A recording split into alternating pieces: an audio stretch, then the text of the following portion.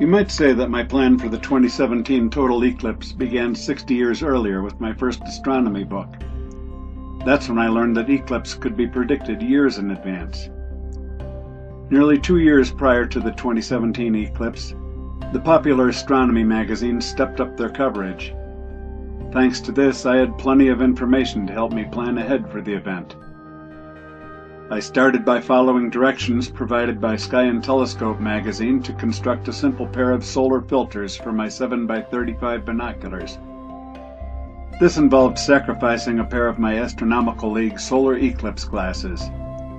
Additional materials were some lightweight cardboard, Elmer's glue, Velcro loop fabric, and spray paint. For a $3 investment, they worked great and fit right in with my frugal budget.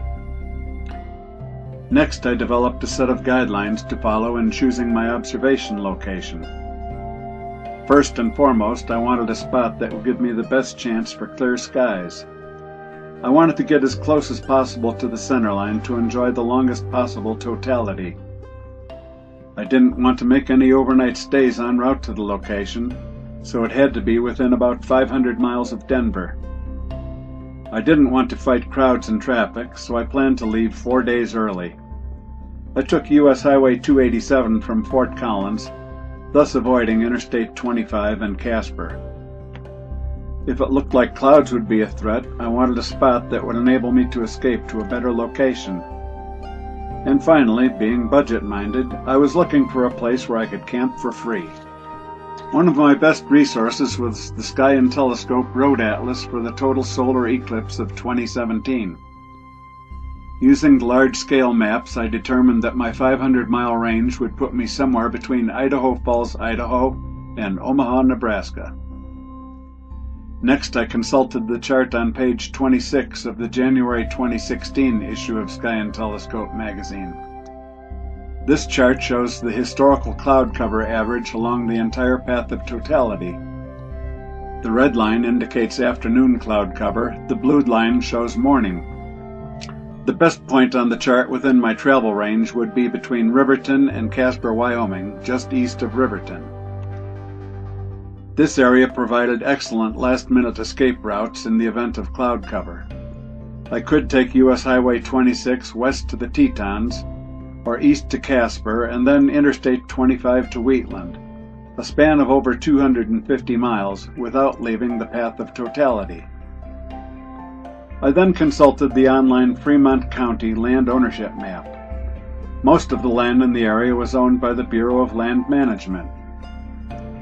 I checked the BLM regulations, which verified that this is indeed public land, as long as you follow a few basic guidelines. Camping is allowed on a first-come, first-served basis, with a 14-day limit and no fees. The price was right. Consulting the BLM sources further, I came upon the Castle Garden petroglyph site. This is an archaeological preserve of ancient Native American rock art. There is a campsite, but no water or restrooms are available, so I came prepared. The site is about 30 miles east of Riverton off Wyoming Highway 136. This highway dead ends at a uranium mine 10 miles past the Castle Gardens turnoff. The final 12 miles to the site is unpaved road. It sounded like this might satisfy my requirements for remoteness. It was roughly 10 miles off the center line, which would yield over 2 full minutes of totality. The area is quite beautiful, with limestone cliffs and canyons, and of course the petroglyphs.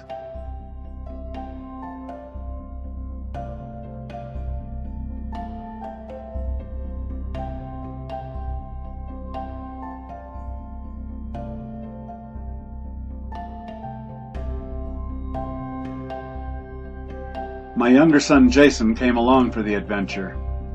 We arrived on Thursday evening, August 17th, just in time to set up camp before dark. On Friday morning, I set up my 15-inch Dob. We had 3 days to kill. It was the end of the last quarter moon. We had Bortle 2 skies. It was perfect for a little stargazing. On Friday and Saturday night, I was a popular guy, outreaching to my fellow campers with views of Saturn, the Hercules cluster, and more. During the day, we kept ourselves amused with my 20 by 80 binoculars. We had a perfect view at least 5 miles down the entry road and watched the newcomers on their way into the site. And they kept on coming. I thought this spot was so remote that very few people would take the trouble to find it. I was wrong. Here's a photo of our camping area on Friday morning, and another on Eclipse Monday. In a local media news item, the BLM later reported that about 2,000 people came to Castle Gardens and left the area in excellent condition. Despite my aversion to crowds, we managed to have a good time and even made a few new friends, including friendly representatives of the BLM and some very young eclipse observers. The skies were quite clear on Monday morning, and everyone was ready for the big show.